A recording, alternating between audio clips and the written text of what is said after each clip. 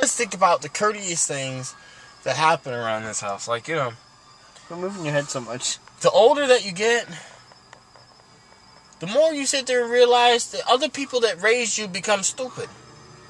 Well, no, they're not dumb. Let me take that back. They're not stupid. They're just... The rules of reality and society of don't go there, don't do that, don't apply anymore. And when you have a kid, oh, that shit's thrown right the motherfucker out the window. Privacy, it never existed. Okay, let's just get that straight. I mean, God, some of the people that I sit there and know, they talk about the parents are crazy, blah, or, oh, shh, don't say that. Oh, let me tell you something. Fucking any woman that can bust through a bathroom door and you're like, hello? And you're just like, John, I need to talk to you. Can you, I'm in the bathroom, damn. And, I'm sorry, and walk out and stop the door. I mean, you watch it go, and just go. But anyways, I gotta sit there and tell you, it's just like, what you, just don't, what the fuck? Oh, and some of the things, you know, it's mind fucks. Mind fucks that these people do that you live with. You know, you might help them and everything, and you might be the best son in the world. I mean, I try to be, but the mind fucks that go on, because you gotta understand two things. One, these people are broad honest, and two, these people are ballsy. Because some of the things that they'll sit there and say, you can't get away with shit in this house. You walk through it, and you got a 5-year-old that just comes and tackles you like a football player. Okay, when you walk through the door, it's daddy, daddy, and then you got this weight hanging off one leg, and you're walking going, okay. And hi, son, welcome home. Doing good. And you go into your place, you go into your section of the house, and you're like, nothing should change in that section of the house. No, you walk through that whole motherfucker looks different, and you're going, what did you, oh yeah, I came in here, and why? Just why? Don't finish the sentence. I know what you did, but why? The fuck is my shit? Oh, I put that over, oh God. And then you look for the crowbar or the toy or the piece of candy. Candy works real good. To get the thing that is grown onto your leg off of you, and you're like, see? And then the first thing you do is you run to the bathroom and lock the door. I've learned in my house, you know, fuck the argument of mom, everybody, you gotta lock your front doors, okay? But no, in my house, I have to lock every fucking door I walk into. Okay, because I gotta lock it and then, like, close the door, because 5 seconds later, I'll hear, Daddy! Go away! What are you doing? What do you think I'm doing? Go away! Stop banging on my office door. And what does she do? My mom, because it's something so important, I could be sitting there doing some homework with the laptop, just relaxing like most men. No! She gets the key to unlock the motherfucking door.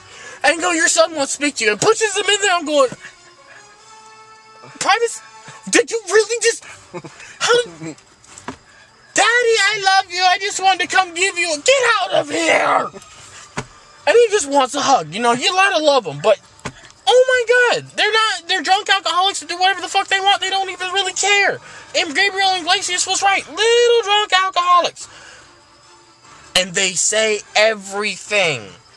Like, oh, they're cute. Men know and women know they'll die for them. You'll get a girl in a heartbeat because, you know, they just melt. But then it's when they look at you and it's those moments that you're like, he didn't really do that. And they smile and then look up at her and goes, hi, Miss Blah, and says the complete wrong name. And you're like, who's Blah? That's, we'll talk about that later. Didn't we say we were going to the pool? Yeah, everybody go to the pool. I'll kill you, kid. Or, you know, he'll come in and it's blow by blow. I just see, people wonder why I don't watch sports. I don't need a sports announcer. All I have to do is have my 5-year-old son follow me around the house and go, Daddy, Daddy, Daddy. Grandma sat there and said she was doing this. Daddy, Daddy, Daddy. What are you doing? Oh, I'm sitting there doing my homework, son. Grandma, Daddy's doing this. Oh, my God, really? Blow by blow? Play by play. He's better than the track star sitting on the side of the fucking corner running to the car to deliver the dope because that motherfucker's on it, goddammit. You give that motherfucker a camera and actually tell him how to write the news, he'll have some warped out story about yesterday how you went to the moon in the park and Daddy jumped off a bridge, and I'm like going, did Daddy land? No, you smashed and broke your head, Daddy. My own kid imagines his father dying. Okay, these are the things that I deal with being a father. Because, you know, being a father is great. I mean, don't get me wrong. All the fathers out there, I gotta sit there and commend you. But at the same time, there are those moments that you're just like, really? Did that just happen? You know, it's one of those moments where you go outside like I do and start smoking a cigarette, try and be, you know, you don't smoke inside. Kids, gotta be healthy. All for the good kids. And then your son just opens the door and goes, Daddy! And I mean, with the most serious look on his face. The most serious look, like he meant business. Daddy, what are you doing outside, Daddy? I wish you quit smoking and get in here and play with me. I'm like, did he just tell me off? Oh. I'm just going to continue smoking the cigarette and act like I didn't even hear that. You know, and you just keep going on it. And then there are some things about being a father that you're proud of when they do good. And then there's the times like my son does all good all week. Gets like all the stars in the world. You parents would be out there going, oh, that's my boy. Okay, that's when the mamas are wanting to accept the child because they're actually acting right. Otherwise, when it's a horrible thing, they'll turn to you and go, he's yours. And it's like, what did you do now? Now I have to actually, oh God. You know, and having a 5-year-old and a 3-year-old, let me tell you something. These people think that this is easy. No. When those two get together, the 3-year-old is the mastermind of evil. I swear to God. It's like I have this evil little twin mini-me that goes,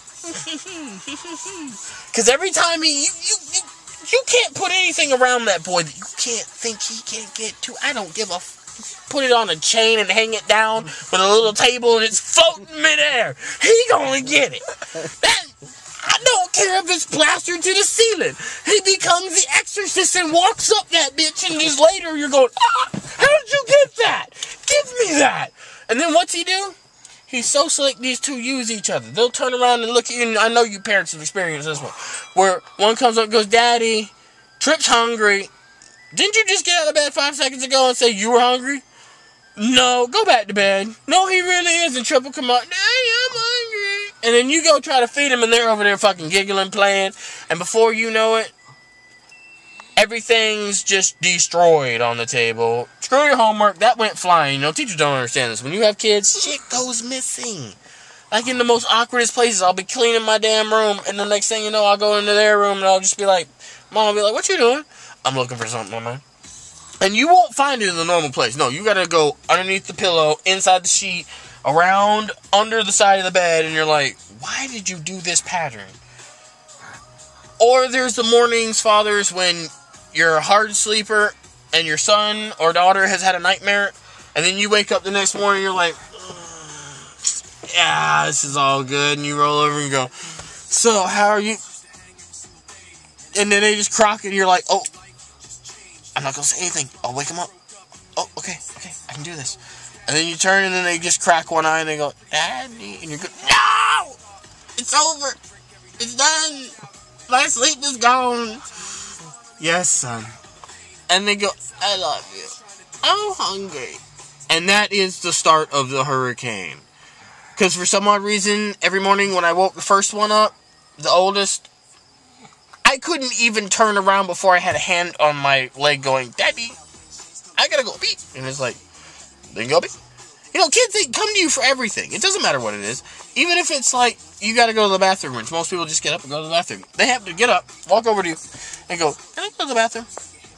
So your whole life, when you become a parent, is screwed. You're going to be answering, you are going, you know, most women, they always say, I never want to play 200 questions with a guy. Well, if you have a son, guess what? You're going to play 200,000 questions. Because you're going to hear it going down the road every 5 minutes. And if you're trying to talk to somebody else, man, you can forget that shit. Because they'll sit there and go, Daddy, Daddy, Daddy, Daddy, Daddy, Daddy, Daddy. And it's like they're singing a fucking ditty up back there going, Daddy, Daddy. And you're like, what? And then you got to get to this demonic level. Like, there will be the times that you'll walk up and you'll be so frustrated with everything else, and they just have to do that one thing, and then turn around, and you just look at them and go, what? And they're like, and then you don't see them for like 3 hours. But that's for the end for today. I will talk to you guys later. Pieces, deuces, and have a good Thanksgiving. Good night, guys.